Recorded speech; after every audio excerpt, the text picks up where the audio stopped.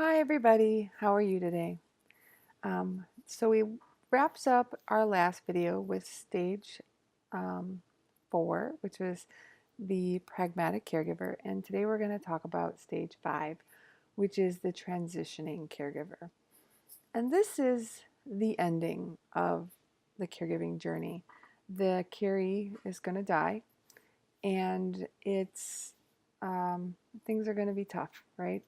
So we have another key word that we can carry with us as a way to cope during this phase, and that is the key word of allow. And so our purpose in this particular stage is to walk with our caree during their last months and weeks as they go toward the end of their journey. And I wanted to spend a quick second on that purpose with the walking with. And I'm sure many of you have heard the poem Footprints. There's a bunch of different versions of that poem, but I've mildly adapted it for our journey, so I'm going to read it to you now, so forgive me looking at it. One night, a woman had a dream. She dreamed she was walking along the beach with her caregiver. Along the sky flashed scenes from her life, and for each scene she noticed two sets of footprints in the sand, one belonging to her and the other to her caregiver. When the last scene of her life flashed before her, she looked back at the footprints in the sand. She noticed that many times along the path of her life, there was only one set of footprints. She also noticed that it happened at the very lowest and saddest times of her journey. This really bothered her, and she questioned her caregiver about it. You said that you decided to care for me and that you'd walk with me all along the way. But I noticed that during the most troublesome times in my life, there's only one set of footprints. I don't understand why, when I needed you so much, you would leave me. Then the caregiver replied, My precious, precious child, I love you, and I would never leave you. During your times of trial and suffering, when you only see one set of footprints, it was then that I carried you. That is what we're talking about in the transitioning phase. It's not that we leave them and we stop the doing. It's more important that we stay right there, right next to them, while they finish their journey. And so when we talk about allowing, there's a couple of things we can allow ourselves.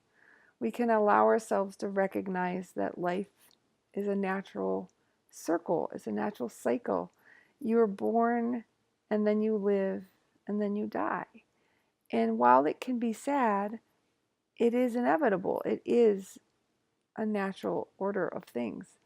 And so we can allow ourselves that reality, that everyone has that reality.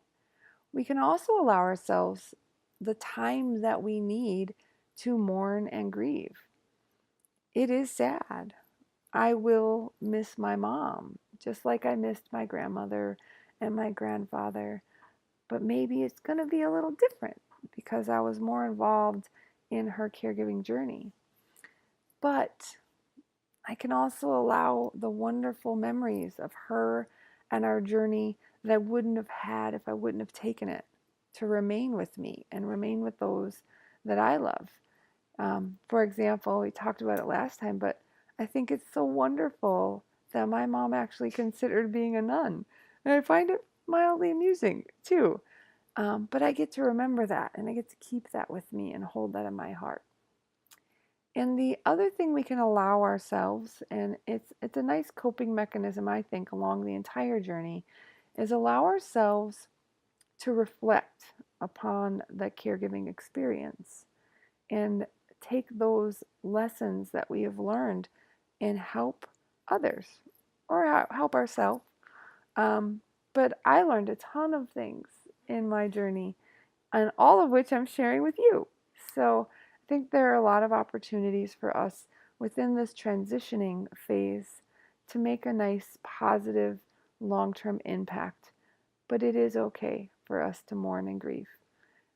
And just remember, the second set of footprints was the ones where you were carrying them. And that's a lot of work. And now it's your turn. Thank you so much. We'll talk about stumbles and studies in the next video. Please let me know if you have any comments. I look forward to hearing them. Thanks so much. Bye.